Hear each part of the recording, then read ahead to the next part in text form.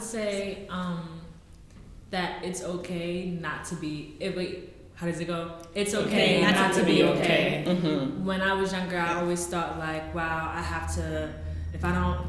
I need to be in college by then. I need to have a job by then. Mm-hmm. I need to be here by then, have my own money by then. Mm-hmm. But it's something that's not gonna happen overnight. You have to work for it, and then sometimes things are gonna fall off task. Like you just have to really just like go with the flow sometimes, and just not to put too much pressure on yourself, because pressure causes stress, and stress is the main killer nowadays. Mm-hmm. Speaking from personal experience, still working on this, 2020, new year, new me. I have like 3 big ones that kind of helped shape me just as a person, as a woman in today's society. The first one would be to not be afraid to make decisions, because I feel like when people look back and they're like, well, I wish I had done this, I wish I had done that. A lot of it is they were just afraid to make the wrong decision, so they decided to not make a decision. Yeah. And understanding why other people make the decisions and do the things that they do is a waste of time. Everyone is just trying to make the best decision for them at that moment, and that's what you need to do as well. Mm-hmm. You can't spend your life wondering, like, was this the right way, was this the wrong way? Because at the end of the day, you just need to make the best decision, the right decision, for you at that time. Don't try to understand other people, why they're doing and saying things that they do, because you're not them and you're never going to understand where they're coming from. Mm-hmm. You just need to do what's best for you at that time and do your best. And the second one would be not to be afraid of the word no. I spent a very long time being afraid of the word no, because I didn't want to disappoint people. I didn't want to disappoint my parents or family or friends or let anybody down. So you end up in situations that either you may not be comfortable with, or that you just don't want to be in because you're trying to make someone else happy, or you're trying to create this image of what you think you should be or what you should do. So get very comfortable with the word no, because if you can't tell someone no, then you're on a path that's going to lead to a lot of heartache and disappointment. Yeah. And if you can't hear the word no, then you're also that too. You're not going to be ready for whatever it is that's for you, if you're not ready to hear all the no's that it's going to take to get there. Mm-hmm. To piggyback off of Kamaria, you can't be afraid to be uncomfortable, because sometimes when you're uncomfortable, it's probably the best position that you'll ever be in. That's true. That's right. Which always happens when it's my turn. I would say like the biggest thing that kind of like put me down as an older sister, just to the younger generation, that it's okay to be yourself. I feel as though my little sister lived in my shadow, if that makes sense. Like, all right, so I was a top athlete, I was a good dancer, so now she has to be the good dancer, she has to be the good athlete. You have to be like your sister. It's okay to be yourself. Remain humble and do numbers. But if you like to cook, go and try cooking. If you want to skate, go and try skating. It's okay not to be under your family. Like, do what you want to do that's gonna make yourself happy. I think it's like really important to like definitely push yourself. Like my necklace, it says it really fine print, but it says like seek discomfort. And I think it's like really important to like push yourself to do things like that you wouldn't have imagined doing. Like when you dream really big and people see you doing like the things that you imagine doing, it kind of almost gives other people permission to follow their dreams too. And I think that's really important. And I think as a young, like especially as a young Black person who's in STEM, it could be really hard. Like as Azra knows, like there's not that many people that look like us. People will make comments about, you know, you're articulate, like you're really smart, but there's always there's a lot of microaggressions that comes in being like a Black woman in STEM.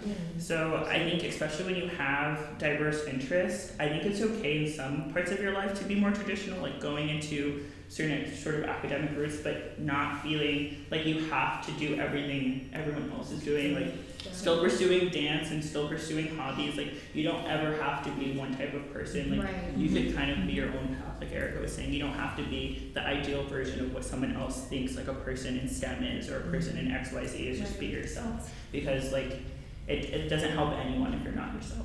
And you're going to bring something to the table that if you're trying to be someone else, that's going to get skipped over. But if you're being yourself, you're gonna add something to the room that needs to be there. And if you're not being yourself, it's never gonna translate. And it's kind of exhausting when you're not yourself. Like if you feel, like when you're around people that don't lift you up, that don't support you, that don't let you be your authentic version of yourself, like it's tiring. So it's so nice when you're around people. Like I think that's something I liked about the academy. Like I could be myself. I could be like nerdy if I wanted to be, like goofy if I wanted to be, quiet when I wanted to be. And I think that's really important, like being around people who support you but allow you to be yourself. Because there's like life is too short not to be. And I was just, it's crazy you said that because I was just about to say like something. I always refer to my dad, and I do this all the time in everyday conversations. Always refer to my dad. He drops so many gems. But he said something. It was in a completely different context, but I took it to what I needed it to mean for me. Like you just said, life is so short, and life is really short. But my dad said something the other day, like life is really long. What he said, life is really long when you are not happy. Whether that's with your job, with your occupation, with your major, with what you try to do with your life. Life is short. It is very short. 50 years, 60, 70, 80 years on this earth is not a long time in the scheme of the world.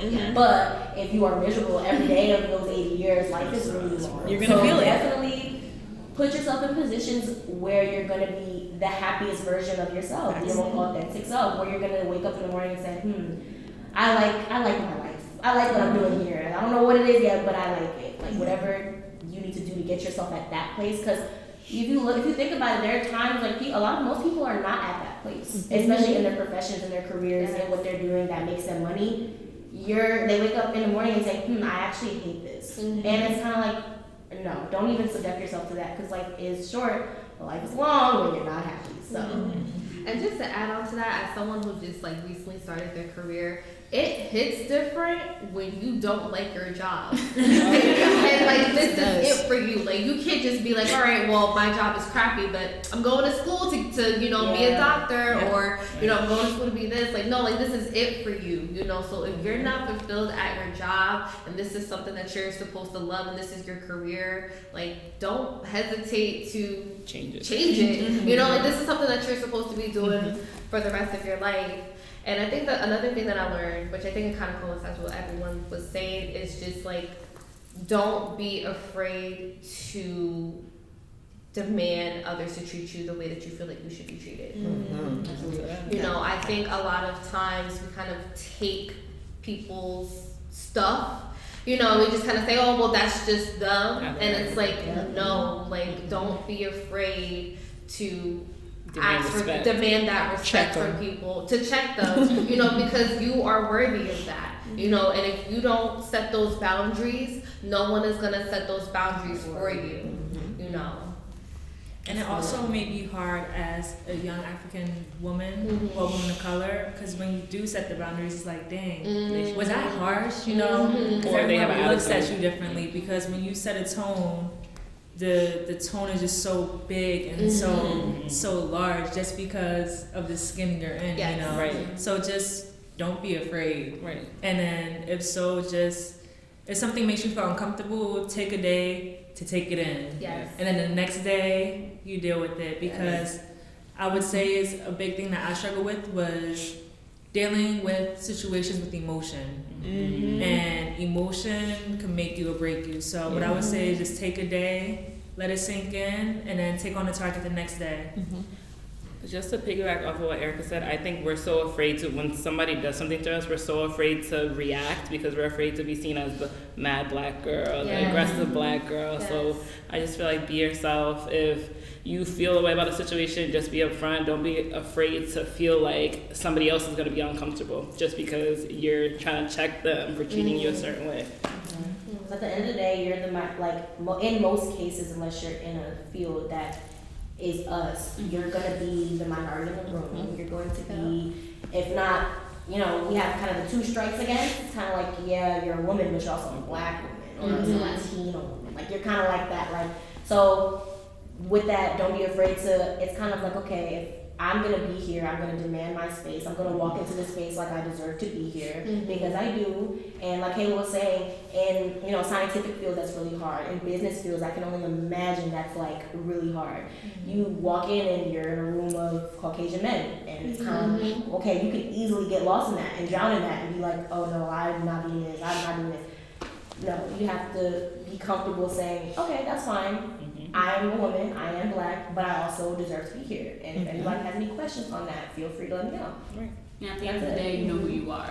There's nobody who knows who you are more than yourself. So if you continue to be and honor your most authentic self, regardless of people's perceptions of you in the beginning, your authentic self will shine through, and your authentic self is worthy. So everyone that in that environment will begin to see she is worthy. And I think it's also important to know your importance in this space, because we need black doctors, we need black female doctors, we need people in these spaces, so that a lot of the microaggressions or a lot of the things that are happening even overtly in spaces because a lack of black people or a lack of women, you have to understand, like, you have a responsibility in that space to make sure that things go the way they should, because a lot of the things we see in the news today, it's because there was a lack of somebody in that room to say this is not okay.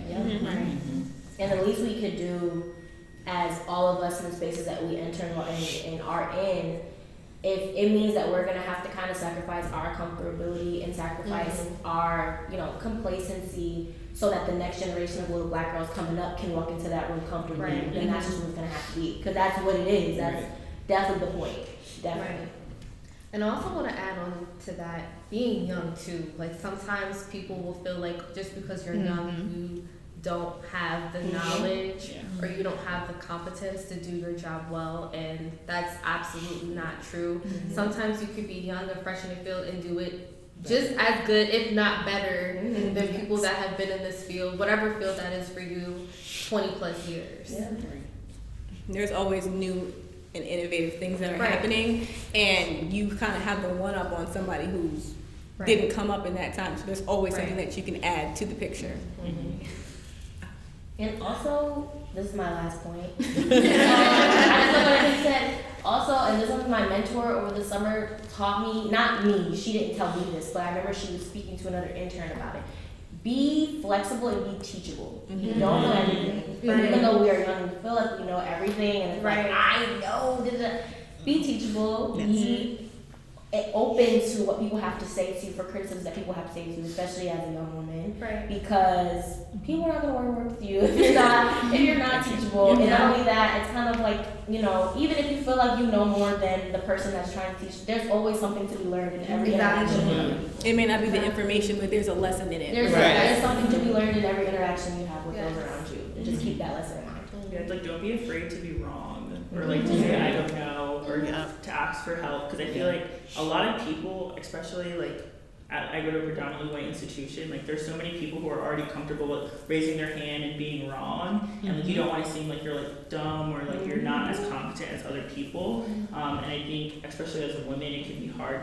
It can be hard to balance like society wants you to be passive, but you can't really be successful if you're not willing to like ask for help. So I feel like being okay with like, my mom always says like you don't know unless you ask. There's so many situations like on a day-to-day basis where if you just ask and assert yourself, you would just be happier.